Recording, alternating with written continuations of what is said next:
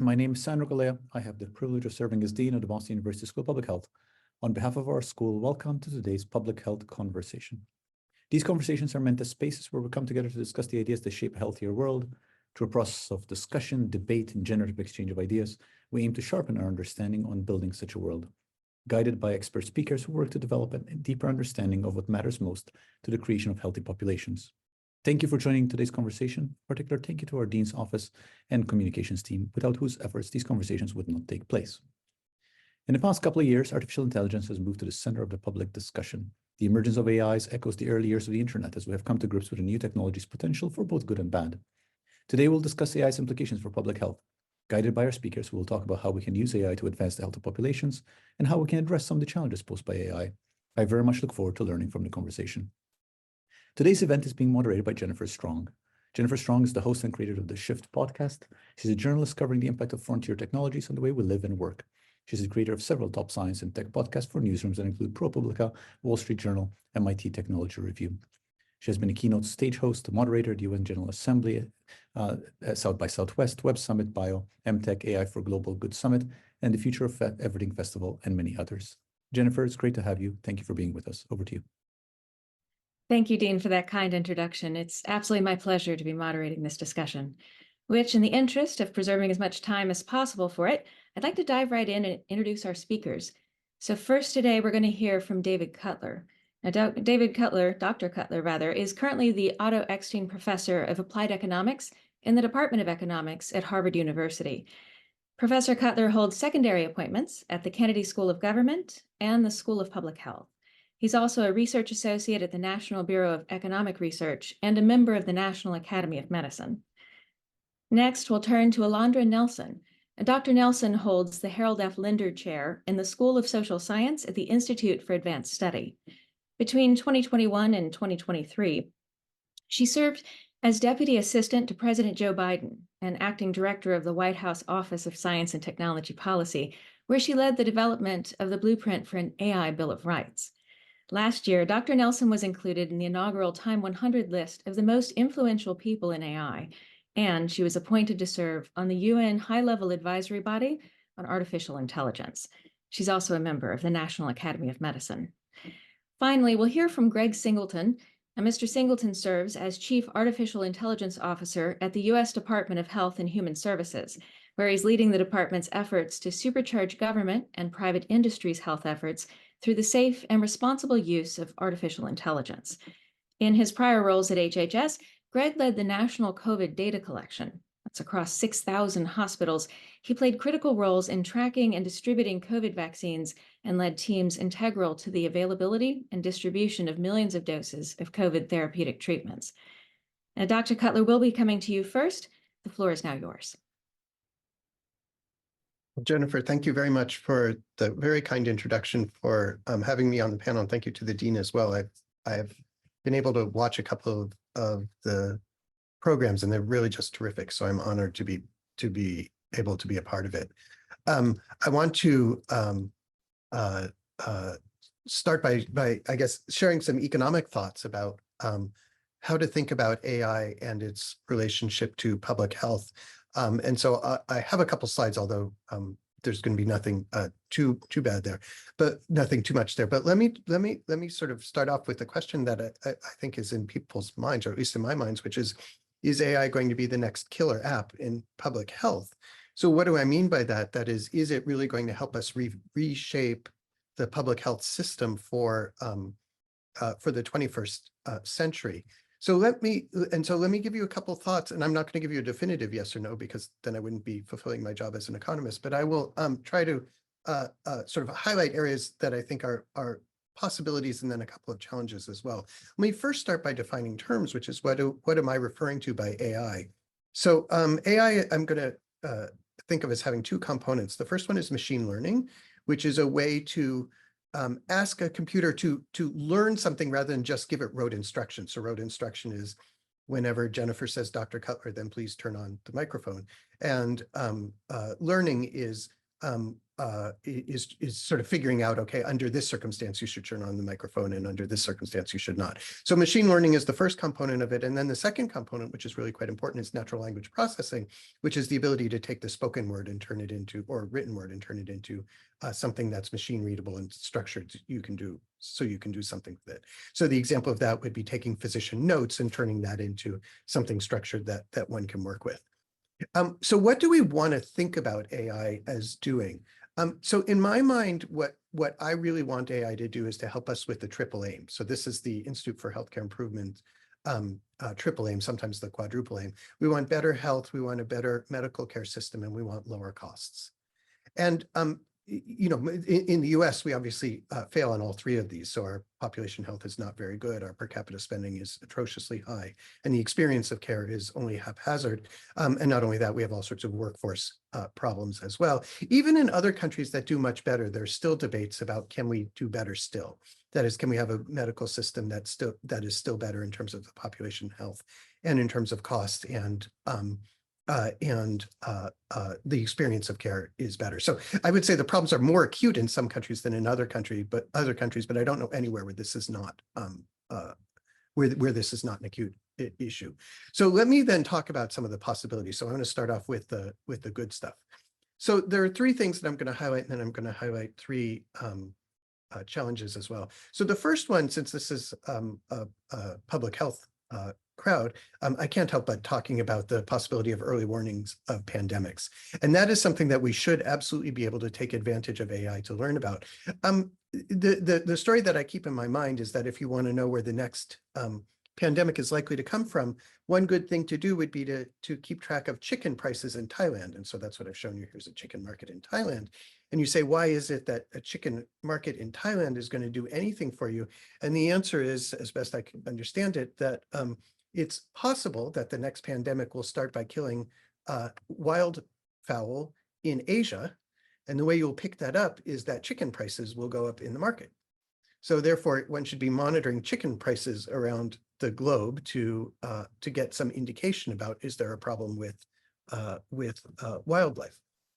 So that's just one example of where you can train a machine to say, look at these, here's a bunch of indicators, see if you can use them to pick out when you're having problems, and then alert us to them. So that's the first possibility that I'd like to see. The second one that I would like to see is simplified administrative processes. When I think about medical care systems and AI, I really want to differentiate the administrative side and the clinical side. And the administrative side is actually, I think, where the first big impact is going to be. US healthcare is distinguished by its enormously high administrative expense. So the biggest single cause of higher medical spending in the US than other countries is higher administrative costs, not higher drug prices, or although they contribute, and not more care, although that contributes as well, more images and things like that. But it's the administrative side, and a lot of that is people. So a very common thing that a person does is takes computerized information from an electronic medical record and type it into a different form for a billing system. Well, the minute I tell you that one person is taking information from one record and making it be in another record, then you should think, gosh, why isn't the computer doing that? And that's exactly what some of the natural language processing and the AI can help us do. So I would look to see fairly big improvements in administrative costs. Many health systems have entire buildings devoted to people just for billing and processing and prior authorization. And I would like to see a situation where we don't need those people, and instead we can do it through electrons, because electrons tend to be a bit cheaper than people are these days. So that's the second area of possibilities on the administrative side. The third area is on the clinical side. And what I want to think about here is the possibility of using AI to do diagnosis cheaper. So we have all sorts of situations in rich and poor countries. This is in rural India, where we're trying to diagnose something. Maybe we're trying to diagnose a form of chest pain or angina, or maybe we're trying to diagnose diabetic retinopathy or something. And we have some data that are great, but very difficult to obtain. So the data might be from a hospital that does an EKG, or from a brain scan, or from a blood test, a very detailed blood test. And it's just not possible, either for financial reasons or access reasons, to do that for everybody. On the other hand, there are often cheaper things we can do. So you can have, for example, a one lead EKG attached to the chest and a cell phone that can pick that up. Or you can have cell phone attachments that will get a guide to heart sounds and lung sounds. And then those are not as good as what you can get in a hospital or a doctor's office. But the question is, can you develop AI to then turn those into something that's much better? You're unlikely to ever be perfect, but the question is, can you do well enough so that in areas where access is poor here in rural parts of the world, but even in richer countries, there are areas where access is poor. Can you find ways to do better, cheaper through the use of AI? So all of those are on my possibilities, and that would have phenomenal impacts on public health, oftentimes save money as well. On my pitfall end, I will also give you three things. The first one is hallucinations, and I don't refer to myself in this, although I do sometimes hallucinate if you listen to folks, but I'm thinking about the AI programs. So they do have this problem, which is that many of them hallucinate, they make things up. And so we're going to have some truth. If you go back to the billing form, just to take the very simplest example, if the insurance company doesn't trust that the AI has submitted a correct bill, given what was actually done, then nobody's going to want to pay attention to what the AI says. So we're going to have to discipline the AI that way. The second one I call avoiding embedded isms. What do I mean by that? The medical system is full of racism, sexism, ageism, discrimination against people with different sexual orientations and gender identities. And so that's all going on. And sometimes what we say is, well, I want the AI to mimic what a doctor would do.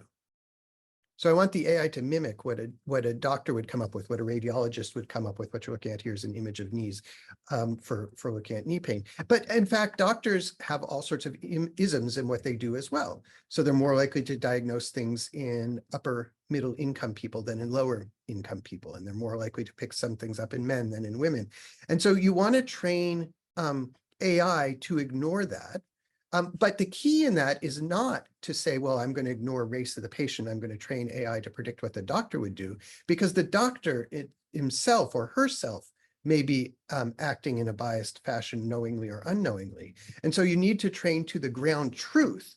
In this case, how much pain would a person have with a given knee image, not how much pain does a doctor think a person would have with a given knee image. That latter one has got a lot of bias seeped into it that the former one does not.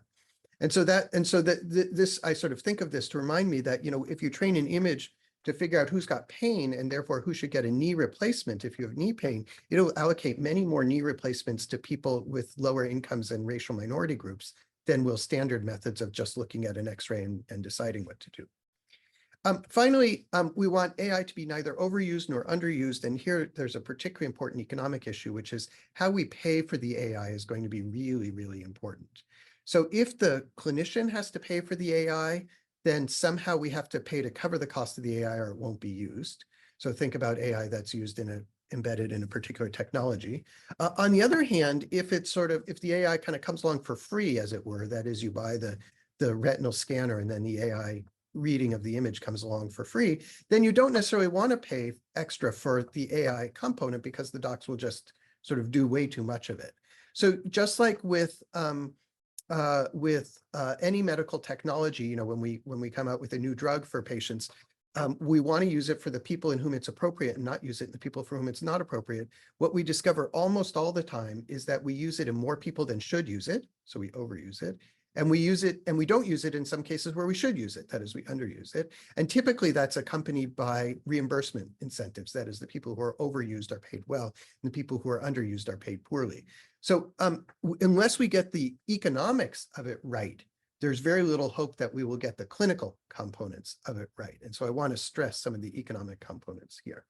So that's my sort of list of possibilities and pitfalls. And then the question is, can it be done?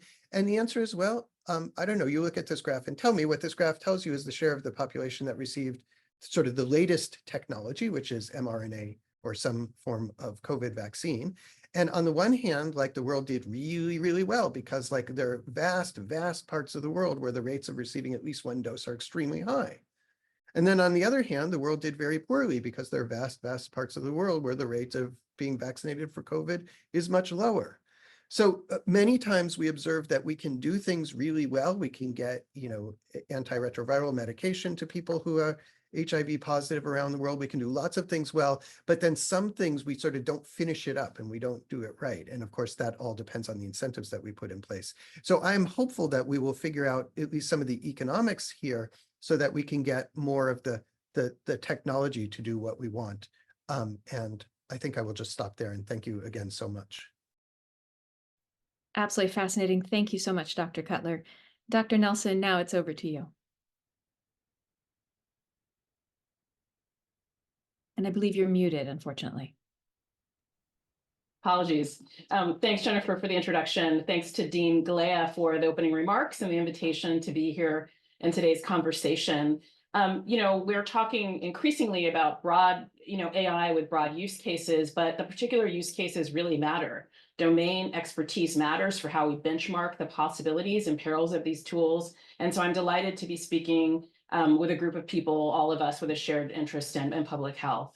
So we were asked to consider the role of artificial intelligence and the health of populations, as well as how AI can be used in public health for good or bad consequences, and to think about those potential use cases.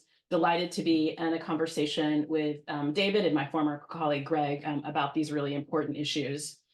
I approach these questions as a recent political appointee in science and technology policy in the Biden-Harris administration, where I worked on AI policy, among other things, and also as a sociologist of science and technology and medicine. Applications of artificial intelligence have been in most people's lives for several years, but it was when OpenAI's ChatGPT was released in November of 2022 that the world took notice of AI in a new way. We know now by the start of 2023 that more than 100 million people had reportedly used ChatGPT, and we can presume that millions of others had engaged in some way with some form of generative AI. So what I want to say as a kind of a headline of our conversation today is that the public, because we had these tools that were really enterprise tools that were kind of coming in the background of our lives, allowing us to open our iPhones with our face, aggravating us when they were doing bad autocorrect and we were trying to send a text message quickly to a friend or a colleague. We weren't really thinking about AI and public discourse really in a major way. After the fall of 2022, the public became a major kind of stakeholder with very active interest in thinking about the uses of AI. And so I want to suggest that the public and public health took on a new kind of renaissance, a new resonance and a new relevance for how we think about its uses, different from medical technologies that we have been introducing in public health for decades, right? Now the public was being asked to look at this, to think about it in a new way. So this moment that started in the fall of 2022 occasioned, I think, heady excitement on one hand, grave concern on the other, a lot of it documented by the media, some media that had been writing about AI and technology for a long time, some in the business space, some in the culture space. So we also got a lot of the media reporting, trying to create a narrative out of something fairly quite abstract and frankly quite, I think, nerdy in some instances with obviously profound implications. So we were warned about rival camps in the AI community. We were warned about existing harms and foreseeable risks. Some people called for a course correction in the trajectory of the deployment of advanced AI, while others are spurring on AI developers to just go without concern for risk.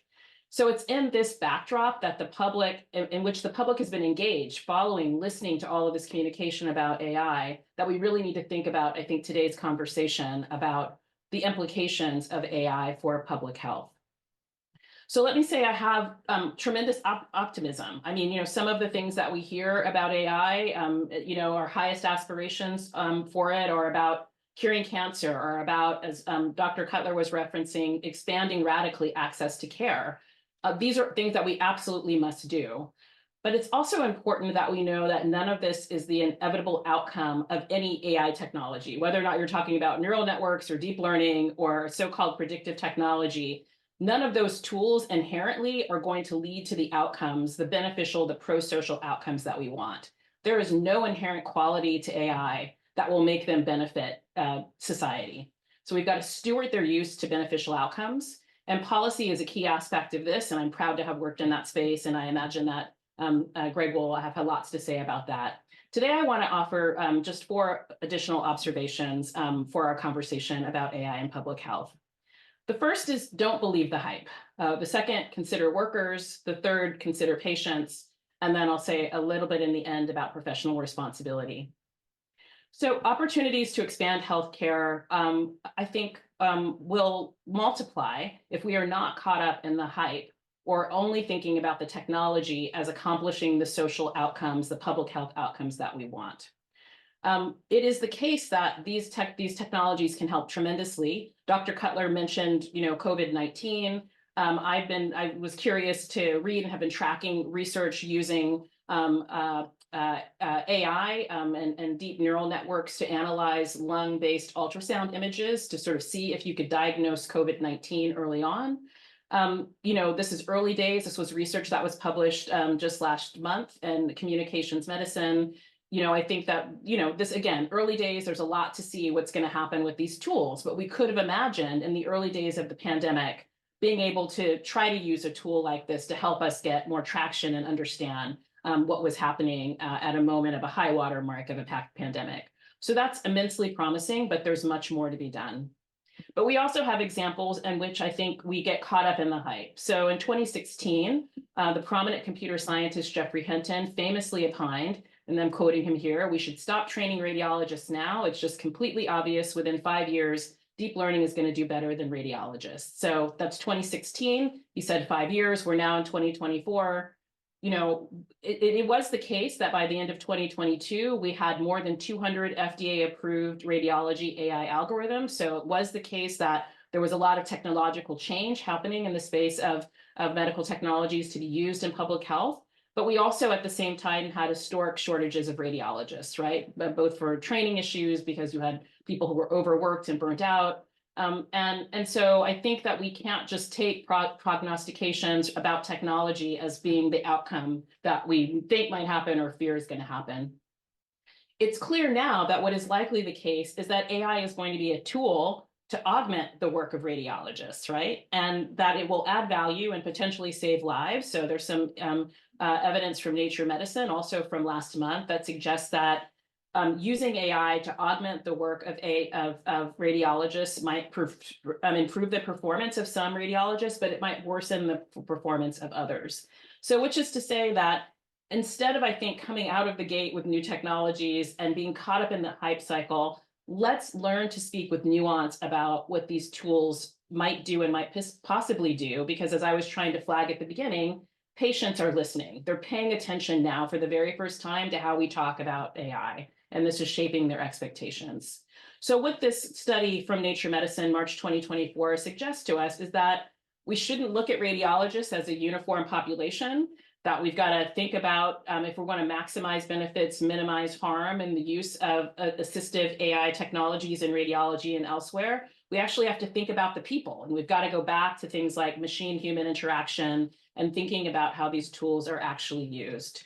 So again, don't believe the hype, but, I think have optimism, and but talk about these technologies and their potential in a much more nuanced and complicated way. And that doesn't mean that one's not optimistic about what AI might promise, but it means that one is more forthright and honest, and that matters for people's lives and their experiences and health and sort of a health context. Second is to consider the workers. So I think one of the it wasn't implied, I think, in the framing questions that we got, but part of what's happening in public health and the implications for the health of populations is how the medical workforce is changing, the workplace is changing.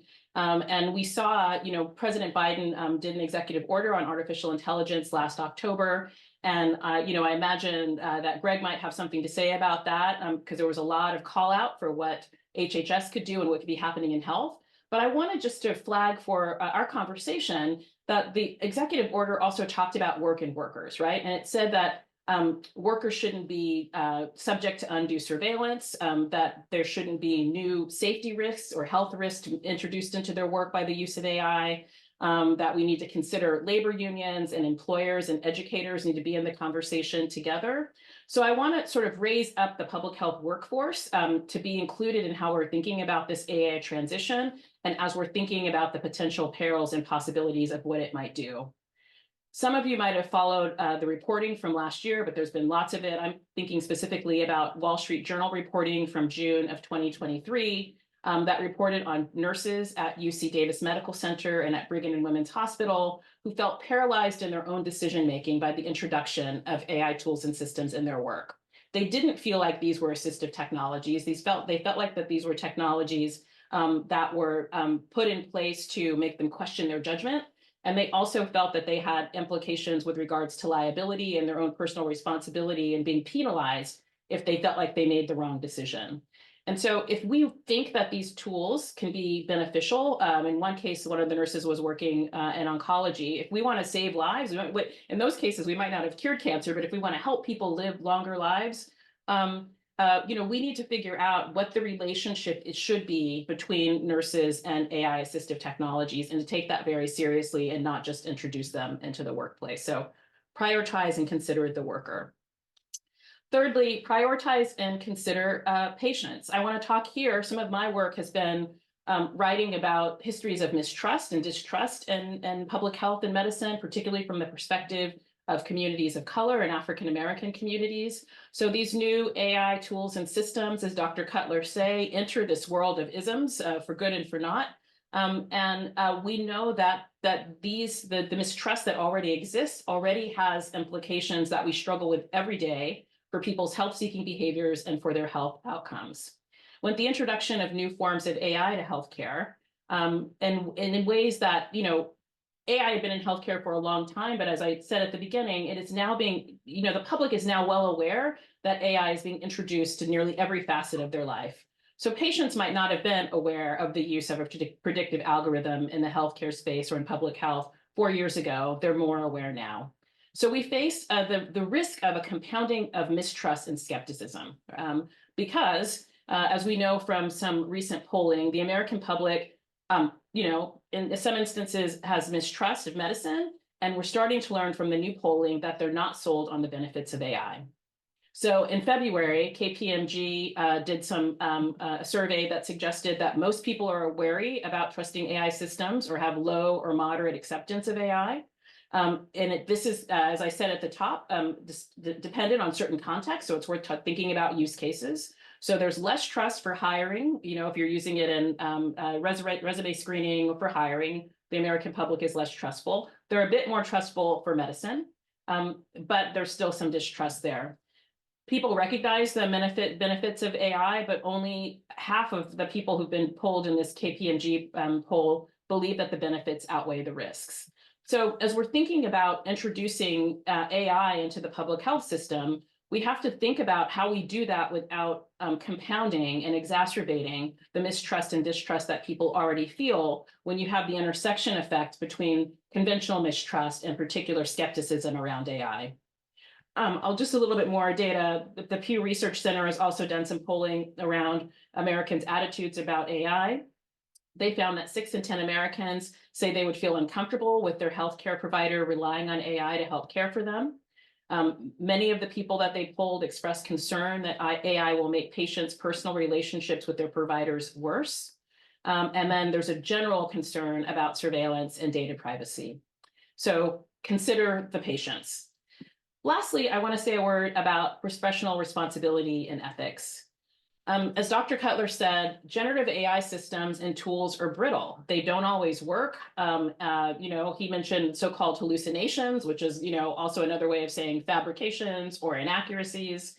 And, it is the case that some of these tools are being released without what I think many of us would think is appropriate testing and safety testing for use in clinical care or public health settings, right? So one, I think, can be reasonable and perfectly fine with the introduction of a generative AI tool for, leisure time, or to write a cover letter, or to, give you a sonnet that sounds like Shakespeare based on your favorite ice cream, or whatever the kind of fun things that we use chatbots for. But I think when we're talking about clinical care, public health settings, that the bar's got to be higher. It's always been higher. You know, it is why we have in health the only federal privacy law that we have in the United States, which is HIPAA, right? We don't have a general law. We do have a law in health. Hopefully we'll have a general law soon. So I think that the introduction of these tools that are not tested and designed for the public health setting confuses potentially the question of who has a duty of care, right? So it's turning over to the public health system to figure out how to test these tools in these systems. And I think that's fine if that's what, you know, I think colleagues and organizations and institutions want to do. So I've been tracking, again, since last month, the emergence of coalitions like the Trustworthy and Responsible AI Network, or TRAIN, which is engaged in developing evaluation standards for medical technologies and for the effective and responsible applications of AI. I think it's an extraordinary effort. It's a partnership of many major healthcare providers in partnership with Microsoft. But I think we also want to pose the question, like, is it their job? Before the technology is released, was it the job of the particular company or the developer to make sure that those tools were responsible for this particular public health application? But again, I think what the work of TRAIN is doing is extraordinary and important. But I also want us to think about how the ecosystem, about the duty of care, who's responsible for making sure tools are safe and effective, who's responsible to the patient, is I think getting a little bit scrambled in this new AI public health ecosystem. I don't have any answers, but I think I would love to talk about that, and we're thinking about. So in sum, I think that advanced AI represents a real wholesale change to the ecosystem of public health, from the role of medical professionals to the expectations of patients, to the responsibility of workers, to the very way that we think about professional ethics. Is it my responsibility? Am I ethically responsible or culpable for the use of these tools at my workplace? And I think that in addition to this, and Dr. Cutler mentioned some of this, you know, we're seeing AI be introduced into how we do billing. Of course, there are things like electronic health records, drug discovery, clinical decision support, communication with patients, remote patient monitoring some of the work that Fei Li's been working on, and of course things like robotics, which might make, you know, lots of procedures, both rote and very kind of delicate procedures, more widely available to lots of different people. So I think to the bigger question of AI and public health, we need to be thinking about all of those ecosystems pieces, and not forgetting the things that we need to remember about how important it is to include workers, to include the perspectives of patients, and lastly, to never assume that the tool alone, that the AI tool, the system, the chatbot itself is the answer to the challenges that we face. Thank you. A number of incredibly important points there, as well as just a very interesting conversation I think we're going to have ahead. So thank you, Dr. Nelson. Let's now turn things over to Mr. Singleton. All right. Good afternoon. Thank you, Jennifer. So glad to be joining you all. Thank you to Dean Galea, Dr. Cutler, Dr. Nelson. It's so great to be interacting with you again. You know, and it's just great to be here as in another link I have to BU is in 2007, I got to sit in the audience and watch my wife go across the stage at BU and get her MPH from the School of Public Health right there. So it's just so great to be able to engage with the community once again. But, you know, what I'm going to talk about, I want to talk about, you know, some of the dilemmas we face as we're looking at artificial intelligence and public health. I want to talk about, you know, how we think about artificial intelligence, some things we're doing as federal government, and some things we're excited about. Because, you know, ultimately we are looking at these tools to improve, you know, I think that trifecta of care for the American public. But, you know, going back to the theme of the talk, we, you know, caught between the promise and peril of artificial intelligence. We are caught between our imagination of what the far future of AI might be versus the possibilities of today or the near tomorrow. And as one way to illustrate that, you know, I was talking to my son. He's a teenager and he watches a fair bit of Marvel movies. And so one time we were talking and walking, and he says, "So, Dad, you're working on AI for health for the government, right?" I'm like, "Yeah." He's like, "But you know, in all the movies, the AI ends up being evil, right?" And I'm like, well, hold on. And, I think Dr. Nelson accurately cited the academic research reflecting some of those attitudes, but there is this common perception or this sense from our media, well, AI could do great harms. I think one of the important messages we have, out of the Biden administration, out of the framework for Bill of Rights of AI, out of the Executive Order 14110 on safe, trustworthy artificial intelligence, is that the role of the government, my role, what we're here to do is to be on the field, to be in the arena. And so we are guiding and shaping the AI so it comes out to productive outcomes. As again, Dr. Nelson said, there's no guarantee that AI causes either benefit or harm. It's up to us as society to figure out how we engage with these things and how do we shape them for good. But I do want to talk about why AI, if it's so sensitive or we're concerned about it, why leverage AI at all? I ask people to think back, where are we in society and, where are we today versus where we were 20, 30 years ago? And over the last 20, 30 years, the volume of data, of information, of communication that's computed, stored, transmitted has just increased exponentially. I mean, literally exponentially, and it will continue to do so. But when we look at our institutions, our organizations, and the workforce, that hasn't increased that much. That hasn't kept pace with that volume of stuff out there. So how do you handle that? And this is true all across society. It's true in health and media and everywhere. If you have the same workforce, you've got more stuff out there. You either take longer to do it, you do a worse job to do it, or you find improved methods. And that's where we're turning to AI. We're turning to AI to find improved methods to provide benefits and improve outcomes, in this case, in healthcare. We're a little disserved by treating AI as one bucket of stuff, because AI is really, in truth, as Dr. Cutler started off with, talking about the different methods and the different uses. Dr. Nelson talked about we have to be very specific about the use cases.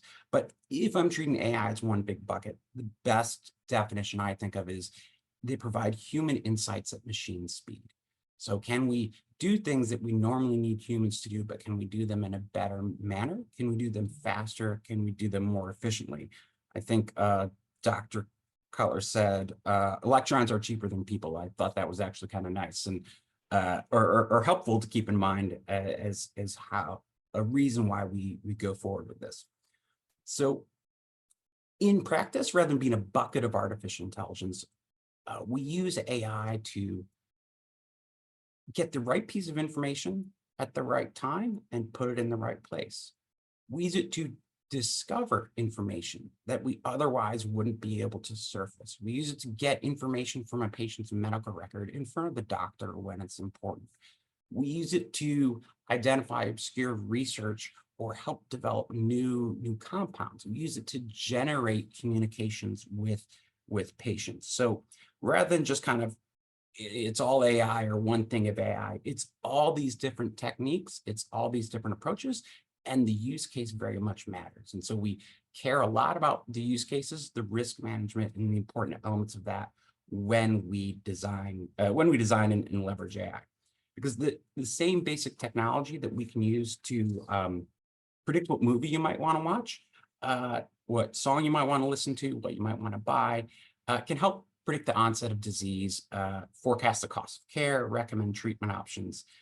And in theory, we can use AI to predict pretty much anything that we are able to collect data on. Now, that's whether an image looks like a tumor, whether a patient is likely to develop a specific disease, or even if a patient's going to show up for their next appointment. So these are all things that would help advance care and health outcomes across the nation. I want to talk about a few of the things we are particularly excited about at the department.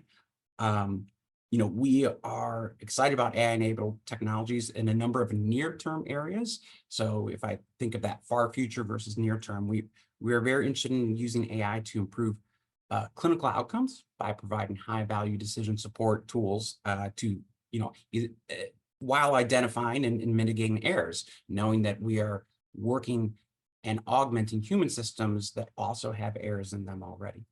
We're excited about the opportunity to accelerate scientific breakthroughs that ultimately increase treatment options, increase quality and quantity of life. We're interested and excited about reducing clinician burnout by allowing greater time to be spent on care with the patients. Again, getting the information in front of the clinician, they don't have to go dig for it. They don't have to spend time finding it. Also can help a lot with routine patient communications and just engagement. Hey, reminder about your appointment, or received your message about, being late, kind of getting back and forth with patients on that.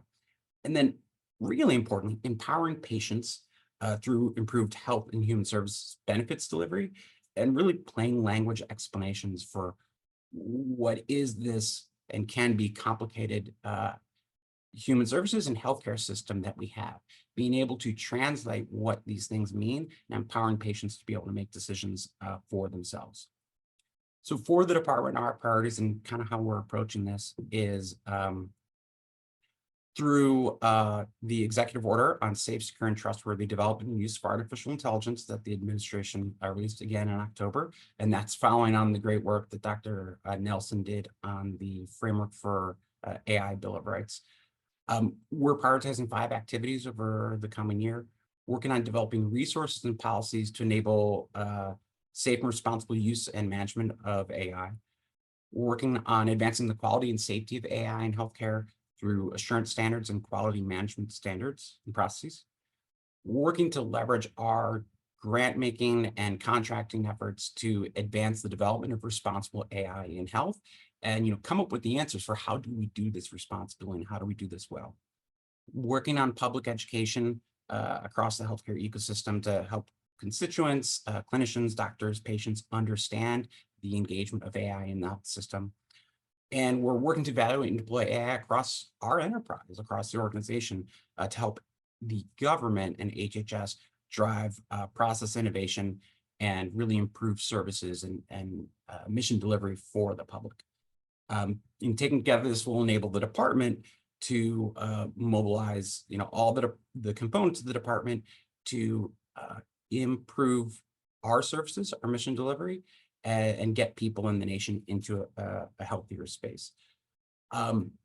So with that, I just want to, come back to, I think, the premise, the title. We're looking at the promise and peril of artificial intelligence, and there is a lot of promise, but we have to be engaged in the discussion. We have to be engaged in doing it right and properly, and ensuring that we are taking care of the equities and working to address the isms, the biases, and ultimately coming up with tools and approaches to improve our health systems, our health organizations, and the health outcomes for the nation. So that I'll turn it back over to Jennifer, and look forward to the discussion. Thank you so much for that. Another fascinating way to start this conversation. And I appreciated the near-term look also, by the way. Those are helpful to those of us who try to write about these things. So let's move on to our discussion now. So as a reminder, everybody, we're going to turn to audience questions when there's about 20 minutes left in the program, but you can start submitting those anytime using the Zoom QA function at the bottom of the screen. That's where I'll be looking to see what you all want us to talk about.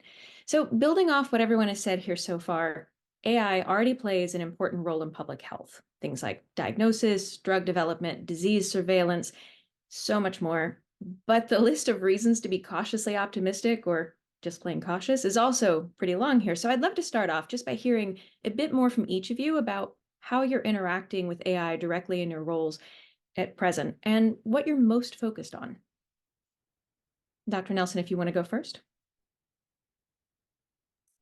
Sure. Yeah, happy to. Those were great presentations, Greg and David. Thank you. So I am back in my academic role and here at the Institute for Advanced Study. And one thing I've done is to start a multi-sector working group that we call the AI Policy and Governance Working Group. And part of what we're trying to do is bring people together from industry, from civil society, and from academia to sort of think about what we agree upon. I mean, I sort of mentioned at the top some of the reporting about all of the things we don't agree upon and sort of what what are areas of consensus from the expert practitioner and research community that we can, sort of lean into. So I think that's important. I think in the scrum of all of this is, I think, still a lot of confusion on the scientific side, that we're still, there's a lot of the science, much like we've invoked COVID-19 a few times, much like that sort of all of those preprints, all of those draft papers, there's a lot of still early knowledge production taking place. And so I think working together to try to get a handle on that is really important. And then as part of the work of the working group, we also do a lot of public engagement. So we do public events around that as well.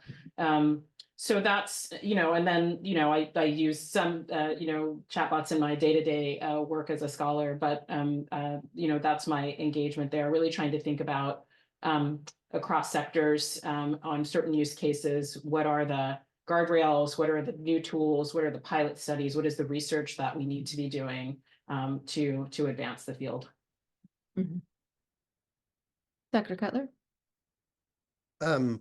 Yeah, so I'll pick up on a couple of themes. One is partly in research. What I've been doing is I've been trying to talk with various healthcare organizations as they contemplate diving into AI for different things, and then to try and understand how it goes. Just like implementation is not as easy as say, starting a patient on a drug where you go to the pharmacy and you get the pill and then you take the pill and so on, but it's actually like a very complicated process. But I'll just give you, I think what actually may be more informative. So I'm an academic, I teach, I do research, I have students and courses and so on. And one of the things I can totally sympathize with healthcare, because in academia, we are facing the exact same challenges about how do you use AI for beneficial things and how do you use it for not so beneficial things. So the beneficial thing is, gosh, you've motivated a student to be interested in a particular problem, and now they can use AI to help them learn about the problem and to research it, and much easier than they could do it. And the pitfall is like, if you're not careful, they'll start their term paper the night before it's due, and they'll go into ChatGPT and say, please write me a term paper, and then out will come something. And they haven't learned anything, and it's just an easier way of cheating than it used to be.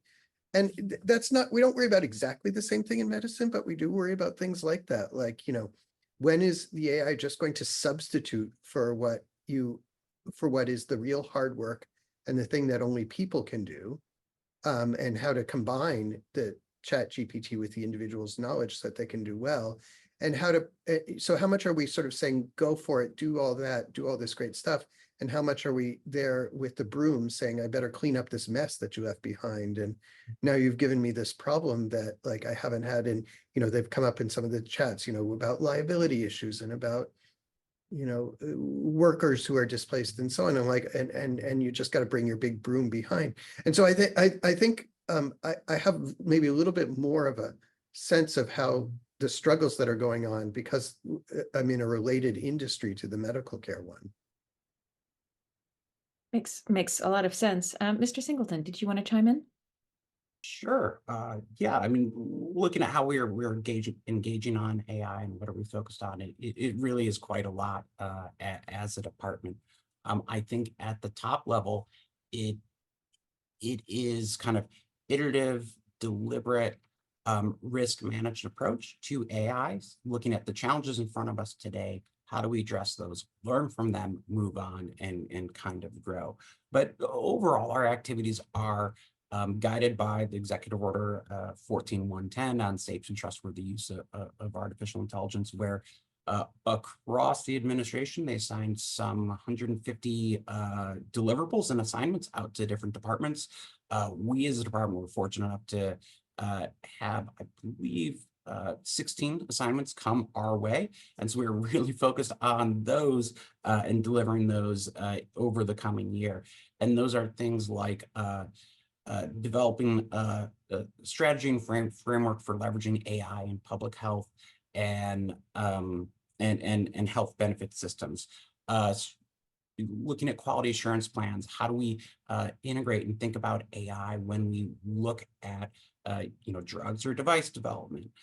We are looking at elements of artificial intelligence and enhancing or improving non-discrimination and non-bias aspects of the law so that they still apply when we look at artificial intelligence. We are broadly looking at our department as a strategy, both internally and over the coming year, developing our approach to helping shape the sector's approach and sector's engagement of AI. So we are doing a lot through that strategy, overall working to understand what's the sector doing now, what is the sector focusing on tomorrow, and then engaging with the policy community so we can help shape and steer that in productive ways. So really quite a lot, but again, the short version is, what's in front of us, deliberate, cautious, judicious engagement and continued learning. Well, sticking with that word cautious, generative AI is having its moment. How do you see it being used responsibly within public health? And that question is for anyone who wants to take it.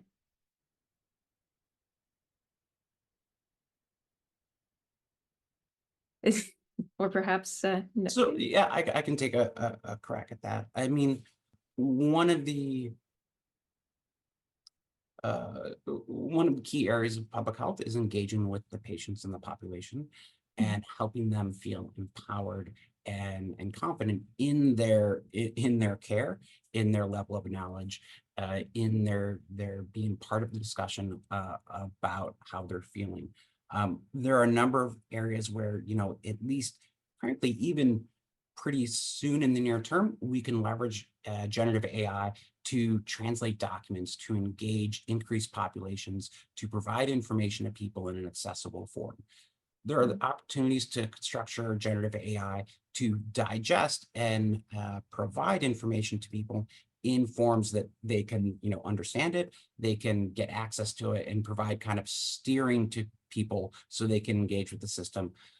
They're in maybe a little further out, there are opportunities for some of the AI mechanisms to be, in some cases, like a patient navigator or something that helps somebody get through the healthcare system that we have. So there are a lot of opportunities here. The question, as always, is how do we do this safely and responsibly and cautiously and kind of proceed in a stepwise manner so that we're managing risk. Right. So I was part of a survey that was, we recently did a survey on uses of AI, potential uses of AI and barriers to AI use in healthcare. The group in healthcare that's most eager to use AI is insurers, payers. And they want to use it to streamline some of their things like prior approval processes. So they get a request from a doc to do something and they want to have the AI look at it and decide what to do instead of always having a human look at it. So that's sort of the first use. And they're sort of gung-ho about that and they're prepared to do that. And they're just, finding the right systems and so on and so forth. On the medical provider end, there's a lot more skittishness. So they would like the AI to be helpful. They're worried about all the things that my colleagues were saying. They're worried about the confidentiality. They're worried about the making up data. They're worried about the patients and their reaction to it and so on. And so what I think the provider community is sort of looking for some, like, if you will, guidelines about here's how you should do this. Here's the safe things to do. Here's how you should interact with it. I think there will be some leading edge folks who say, hey, great, we're going to go with it. We're going to try and figure out what to do. But I think there are a lot of folks who are, if you will, waiting for either the federal government or someone to come along and say, this, we believe this is fine and you should come ahead and do this. Makes complete. If I could jump in, Jennifer, I don't know that we know yet that generative AI, if you're talking about large language models and you're talking about the use of multimodal, foundation models, can be used responsibly in healthcare. Actually, I think that's an open empirical question. And I think right now the answer may be no. I think we have seen both in the New England Journal of Medicine and also in JAMA articles that showed that there was, racial bias in large language models that were used to ask questions by healthcare providers. I mean, I think Greg is right that translation is, I think, probably the best case scenario But I think even sort of ingesting large documents, we face the challenge of, on the one hand, you're trying to solve the problem of like, what do I do with all of these records? There's, thousands of pages, tens of thousands of pages. But then we've got the challenge of the fabrication and the hallucination, and you actually can't check the distillation to know that it's accurate because you've not been able to read the 20,000 pages or whatever that it's distilled. And so we find ourselves, and I do think there needs to be a higher duty of care and a higher barrier in healthcare. It's just too important and the stakes are too high. And I think it's also, I raised the issue of professional ethics because, particularly if you're thinking about the Hippocratic oath and you're thinking about physicians, right, do no harm. How do we think about using a tool that we know can be inaccurate? Like, I don't know how as a physician, you obviously are looking for better outcomes. You hope it's going to make improvements for your patients. But you also know that the tools don't always work or work at the level that you would feel comfortable with. And so I do think, again, not providing any answers, but I think that it poses for medical professionals a real ethical quandary, particularly for generative AI. If you're talking about deep learning or neural networks or things that are not intended to generate new things as part of the work that they do, you're talking about radiological imaging or imaging of lung diagnoses, as I mentioned, for COVID-19. Maybe that's a little bit different, but I think generative AI is a struggle for public health, I think. Sure. I certainly heard plenty of interesting things around using generative within drug discovery within these very narrow, types of frameworks. Equally, I live in New York City, and there was a very carefully trained chatbot that was providing advice that's actually against the law. So for whether to accept Section 8 housing, things like that. So it's hard for me to imagine, but I wanted to ask if people were working on things or knew of things. Getting back to those guidelines that Dr. Cutler just raised, as is often the case, technology is vastly outpacing the frameworks that might shape its development, legal and ethical. How concerned should the public be about that right now? How concerned are you about that right now? Well, it's something that we are keeping a close eye on as we look at the evolution of these systems and look at the evolution of practices in the sector. And I think there are a few sides to that question. One is certainly the intentional, legitimate use of AI in delivery of care, in provision of trustworthy services to clients. There's also the possibility for others or outside actors to use generative AI in perhaps harmful ways to cause problems that we are also taking a look at. It's something that right now, with how the tools are being used, again, as people are looking at and focusing on these specific use cases, what are they doing with the AI? What's the risk if it goes right? What's the risk if it goes wrong?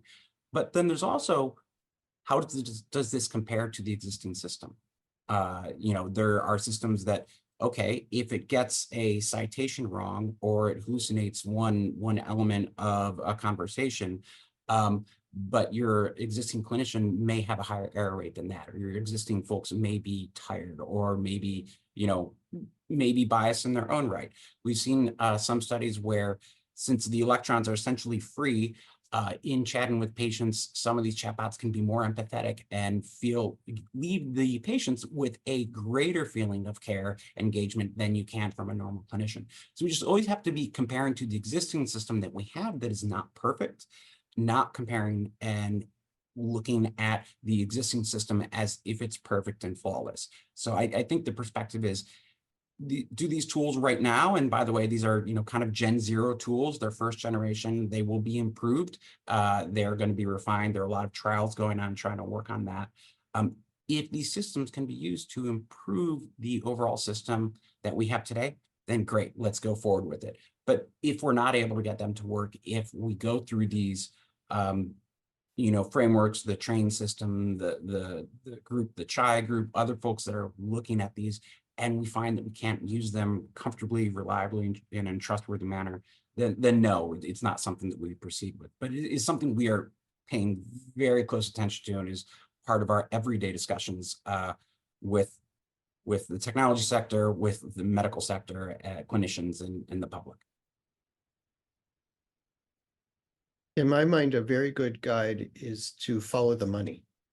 So whichever way the money goes, think about that. So these things will not, I think, just appear randomly, but wherever the financial use cases will be high on the list, hopefully we'll have at least some resources to think about clinical and non-clinical use cases where there isn't much money, but where we could still do a lot of good. But I would really look a lot at what kind of incentives get put in place. And I think folks are really still trying to work their way through that. And so helping that, I think, will really help shape which way, where we see the biggest issues and both possibilities and pitfalls with AI. Yeah. Can I follow up on that? I mean, I love where Dr. Cutler's going. Part of the work that I was doing when I was working as a technology science advisor in the Biden administration was helping to usher through ARPA-H, which is this endeavor. I mean, I think the incentive structure piece is so important.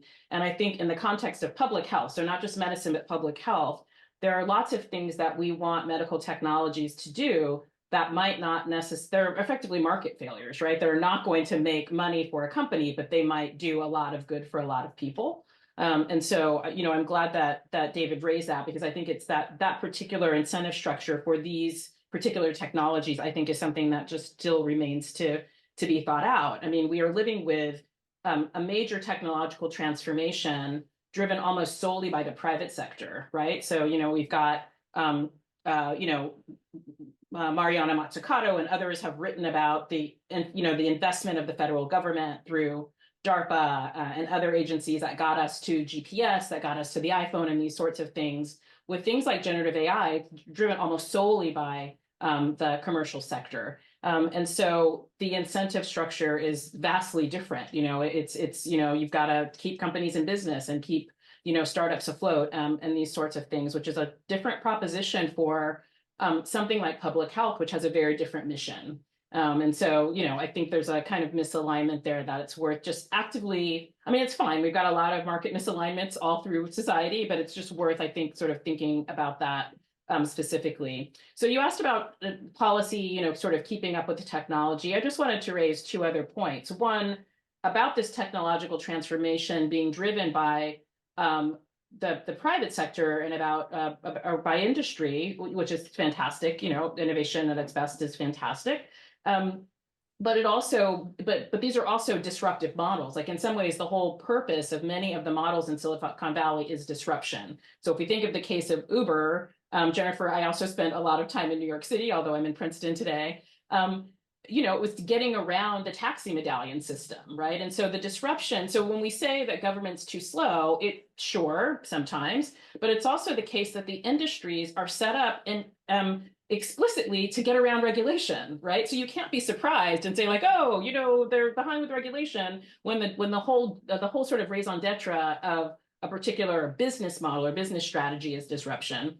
The other thing I would remind colleagues, people of here, as a former government employee that always wants to defend the great work that's going on in Washington, is that there has been legislation to help us put guardrails exactly like we're talking about for years in Washington, right? There have been people advocating on the Hill, staffers, legislators, for data privacy for at least 4 years, 5 years. I mean, longer, but and then in this more immediate kind of AI conversation. And so it is not that legislators don't actually know what are the kinds of regulations that need to help to keep up with the technology. It's like we don't have the political will to get these things done.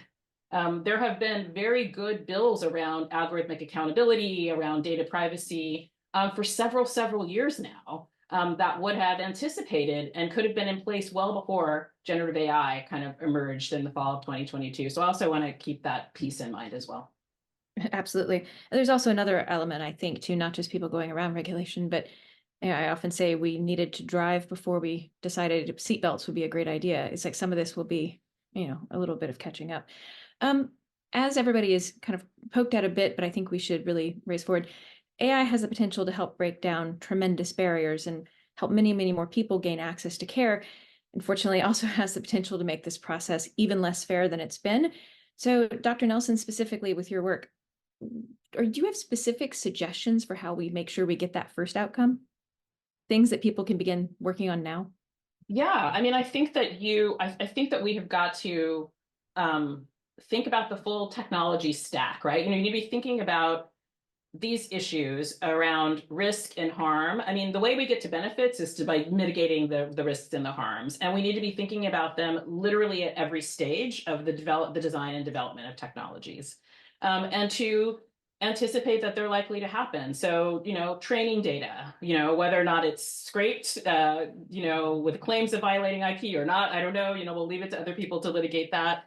But you know, data sets come with various kinds of constraints. They've been demonstrated to have biases around race, around gender, and other issues that matter for public health in ways that they might not in other kinds of spaces. Like, you know, the same training data set sort of used for, you know, a recommender algorithm on social media, like maybe we don't care, you know, but I think when you're dealing with the stakes of public health, we've got to ask those questions. So in the design space, you know, how are we thinking about you know, how we're mitigating bias. And then when you get to the developer space, like are tools being risk assessed? Are we auditing them before they're released to make sure, to the best of our ability, right? You can't foresee everything, but has like sort of good faith due diligence been done before tools sort of enter and systems sort of enter the scene? And then after they're released, particularly when you're talking about more general purpose AI that can have a multiplicity of use cases, then you've got to dig in and sort of be watching to make sure that there's not risk and harm in all those different use cases. I mean, we're talking about with large language models, things that might be used in public health, but also in education and also for leisure time. And the sort of risk calculus for all of those is completely different. But I think we have to move out of a space of, you know, like if you think about the FDA, this is a medical device, we have approved it for all time, for one time, to sort of a much more dynamic and nimble way of thinking about how we're keeping an eye on sort of more dynamic and iterative AI systems. Yeah, I want to get to questions from the floor. One more quick question, though. I don't know if it's quick. Sorry, Dr. Cutler. Let's talk about jobs. I think I framed that as quick, but many of us are here. We're familiar with the example that Dr. Nelson gave earlier about radiologists. You know, they were predicted to have largely been replaced by the tech. Instead, we dealt with a global shortage. How do we deal with such uncertainty, and what should health systems be doing right now to prepare, given this?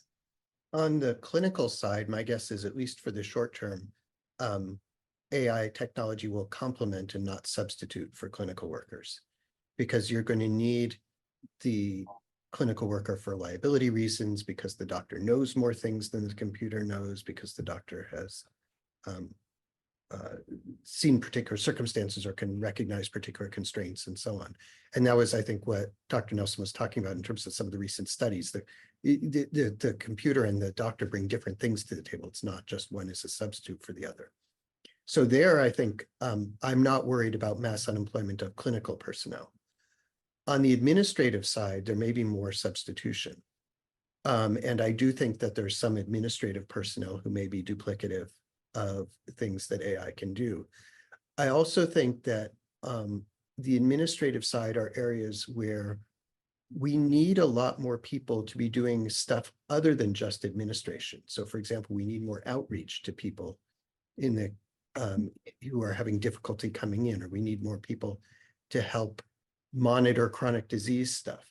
And a lot of the people who are involved in medical records coding and billing and so on actually have skills that would be quite transferable to where we need people, but we haven't been able to have them and stuff. So I think that we're not going to have mass unemployment of people, because the phase-ins are going to be gradual and so on, but that what we could have is a redirection of some of the administrative work that's going into work that's somewhat more patient-facing and hopefully focused more on how do you deal with the patient in need, so that you're not there answering the telephone, which doctor should you talk to, or how should you submit this bill, but you're instead like, okay, you know, these are what the history of the test results are, and so let's figure out clinically what to do, but let's make sure that things are going the way they should, or that the plan that we have in place is working appropriately. That's something I've been waiting, I think, to see just more broadly in the economy. I think instead of chasing that idea that we've had for 5 years that we've not had the manpower or the people power to go chase, we've been largely cutting. So wouldn't it be nice instead, we're not going to cut our way to greatness. Maybe we can do some more redirection and take advantage of these opportunities. Now, going to the questions from the floor, a lot of people are offering this variation on a similar one. So I'm just going to mash them together and offer this one up. How is an AI system created to be without isms when the creators have their own set of isms? Or, for example, how do we prevent AI bias if the people who teach the AI have biases? So I will offer perspective, and that is to say, we are at the early phase of these technologies. We have goals in sight, and the goals that are laid out in the executive order: fair, trustworthy, safe artificial intelligence. And what we are working through and what we're developing are the processes to get there. And it will take experimentation, it will take learning, it will take development and communication. I think of it a little bit like baking a cake. You have ingredients, you have your process, and then you have your outcome. And we are working across those dimensions of data reliability, data collection. We're working on the model development processes, other things. We're working on the measurement and understanding the outcomes and how they match to our goals. But ultimately, we are working through that process with those goals in mind, as in ways that maybe we aren't with the existing systems, or the existing organizations aren't able to fulfill. So being able to measure things through AI allows us to constantly work to improve, and ultimately with the goal of getting to AI that reflects American values. Anybody else want to jump in before I go to the next? I'll just add one thing to what Greg said, which I think is very important. Outside of government, healthcare is a very sort of prove it kind of industry. You don't get to just make a claim. Your claim has to be published, and it has to have been done in a clinical trial, and it has to so on. And so I think that's going to help us with this, because I think clinicians are rightly skeptical about someone just coming in and announcing, oh, I can replace, this task you've been doing just with this program, and just trust me. And they're going to want to say, no, show me the evidence for that. And then you're going to have to generate the evidence for that and stuff. So my hope is that as a community, we can hold the ground firm in terms of, these are what we expect. We expect it to be accurate, and we expect it not to hallucinate, and we expect it to not discriminate against people. And if we find that, we're going to fix that, or we're going to deny it, or whatever it is. And these are what the expectations are. And I think the federal government, with its recent report, has laid some good goals that we can then try and translate into how to make that happen, so that there can kind of be a standard setting, kind of like, a little bit like what the FDA does, which is certify that, yes, when they said this trial did this and found this, that's really what that trial did and found. And then on the weight of the evidence, you can make a determination or not. Sometimes you get it wrong, but at least the goal is to try and always make a scientific determination about what's right and wrong. Excellent. Yeah, I would just double click on both what Greg and David said, and just say again, the challenge that we face with AI and generative AI in particular is that it's dynamic. And so you can't just do it once. The sort of, the FDA model, has often been, you approve the medical device once and off you go. And I think that we need to build, figure out an ecosystem that allows for the sort of empirical science-based checks that David's mentioning throughout that whole stack, throughout that whole life cycle, which is the design, development, and deployment. And so to the question that you synthesized from all the other questions that have been coming in, any designer of any tool is going to bring their own, sort of isms, their own sort of perspective to the work. But it is the case that we can do a better job before we release these tools of knowing if that's the case. So we might think about sort of the use of vision-based AI. There were viral videos of people with dark skin trying to use, sort of AI-powered, faucets to wash their hands, right? Just merely because they had not been tested. That's just a basic design failure that, the companies should, we should expect much more than that from products. And so I do think that there needs to just be, to David's point, a real transformation, and the responsibility that I think designers, developers, deployers feel is theirs. And also, and thank goodness we've got Greg and others working in this new important role of the chief AI officer, on the government side, putting a check on that. Another question from the chat. We have, who should be held accountable in cases of errors or adverse outcomes resulting from the use of AI in healthcare, particularly in scenarios involving autonomous decision-making? Anybody want to take a stab?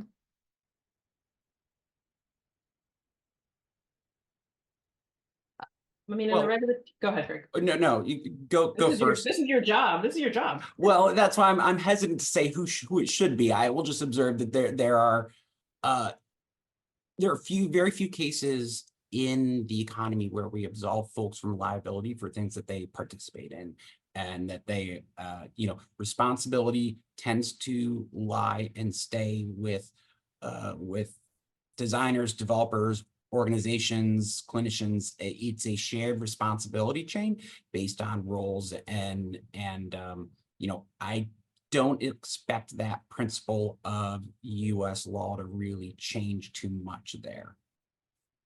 Yeah, that was my question around autonomous decision-making and how we define that. Dr. Nelson, you wanted to chime in? Yeah, the only thing I would add, as someone who can speak more freely than Greg, released from the strictures of government, is that it's hard to know. I mean, the challenge that we have faced with increasingly more sophisticated algorithmic systems is that we have no visibility into them. And so you also don't know how things happen, at what stage they happen. If something goes wrong on something that's built on top of a foundation model, how do we think about third-party sort of actors in this space? So we've got a lot of, I think, fresh unanswered questions still to be answered around liability. We had, similar ones with predictive algorithms, right? Some of the ones that were used more generally came out of meteorology or seismology, sort of like, the large chaotic sort of systems, and became used for things like recidivism prediction, right? And so you could sort of track those a little bit more, but you still we often just don't know what's inside the black box. And I think it makes the liability question a bit more difficult than it does with some other medical technologies. Sure. Let's scrolling down here. We have folks who would love to hear the panelists' thoughts on regulation of the data being used to train the models. I was thinking about Colorado, if anyone saw that in the New York Times, was it this week, last week, on brain data, as the state begins to think about what it means in that case. If anybody has something they'd like to share, by all means, take the floor. Just to start off, I want to come back to one of the issues that we came by briefly, which is we want the data to be trained on what is the truth, not what is the physician's perception of the truth. Mm-hmm. Because the physician's perception of the truth has a lot more stuff built into it that may not be the actual truth. And so I really think about doing things on the basis of ground truth. But so for example, predicting who's going to have a cardiac event. I'd rather base it on who actually has a cardiac event, not on a physician's, not can I reproduce the physician's perception of it. But I do also want to be cautious, and it comes back to this sort of isms discussion, which is sometimes the ground truth itself can be biased. So for example, there was the example that was written up in an article in Science about a company that was trying to reduce readmission rates to the hospital or post-acute spending, sort of people who had an acute event and want to reduce post-acute spending. And so they wrote an algorithm to try and predict who would be a high post-acute spender, and they did not include race in the algorithm. But nonetheless, the algorithm sort of figured out that white patients use more care than Black patients. Therefore, you should clearly intervene if you're interested in saving money and follow-up care, intervene relatively more for white patients than for Black patients. I don't know the actual truth, but I'll give the company the benefit of the doubt, which is say they had no intention of writing an algorithm that would favor white patients over Black patients. But it's still, in that case, the actual honest to the goodness truth was that white patients used more care, not because they needed it, but because that's the way that's the way the system was.